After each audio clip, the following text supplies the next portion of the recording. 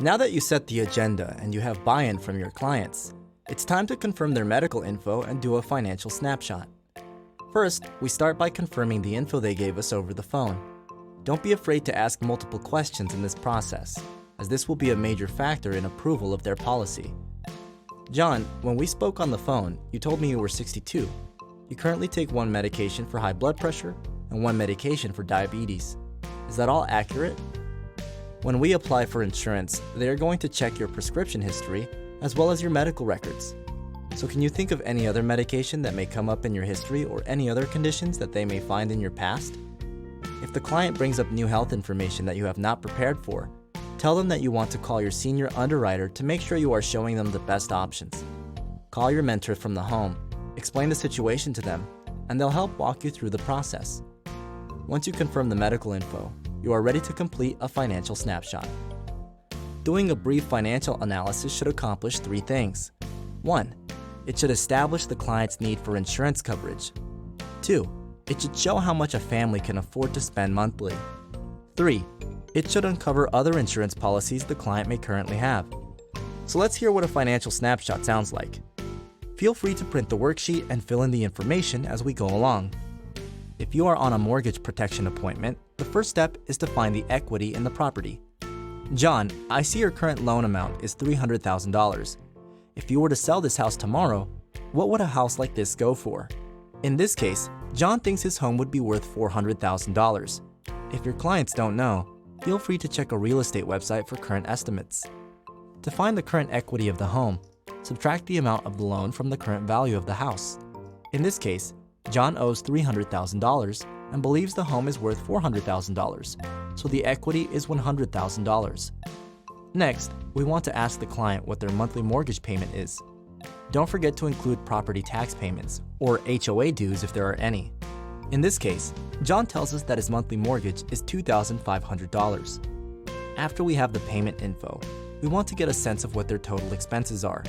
Ask them something like, aside from the mortgage, how much do you think all your other monthly bills are? Give a few examples to start them thinking, like utility costs, groceries, car payments, childcare, or debt payments. Feel free to turn the worksheet over and do a more detailed list, but we do not need to be exact. In this example, John told us that his bills totaled $3,000 per month. Add the two numbers together and you'll see that John and Linda's total monthly expenses are $5,500. Now that you have a general sense of how much the total monthly expenses are, we want to talk about income. This is critical because it will show us how much coverage John and Linda would need if one of them died or lost their income to a major illness. Ask them how much money they earn monthly after taxes. In this case, John said that he makes $4,000, and Linda brings in about $2,500. Add those two numbers, and you have the total household income, which in this case is $6,500. With this info, you can now show John that if he was to die, Linda would need $3,000 monthly to cover their expenses. And if Linda suffered a critical illness and was unable to work, John would need $1,500 per month.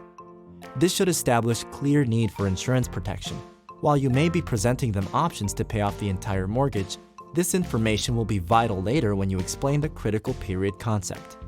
If both clients earn enough money to pay the bills on their own, they still may want protection for many reasons.